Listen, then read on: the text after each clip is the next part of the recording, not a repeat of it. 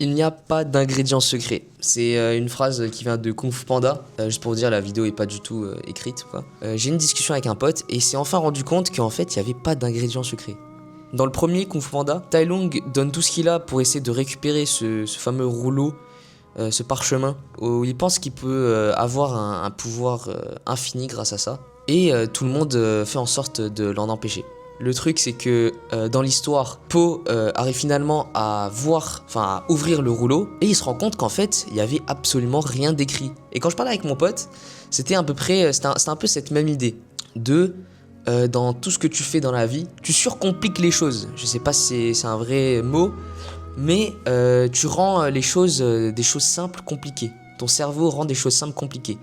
Et en fait, cette idée de il n'y a pas d'ingrédient magique, c'est la même chose. On va dire que vous voulez perdre du poids, vous allez voir plein de trucs, vous allez voir des piles minceurs, des recettes de smoothies, plein d'exercices bizarres, plein de surplus. Et en fait, il y a juste une chose à retenir, un principe premier pour perdre du poids, c'est d'être en déficit calorique.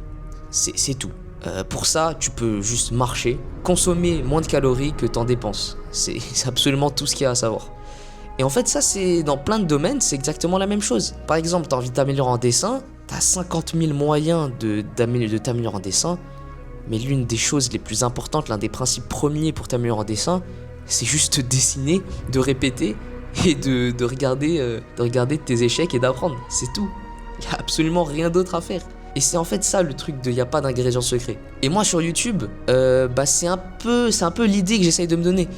Là par exemple, j'essaie de faire des vidéos sur ma chaîne principale, je me tue comme je peux. Et dans ma tête, je suis persuadé en fait que ça va marcher sur le long terme. Parce que dans tous les cas, c'est quoi YouTube?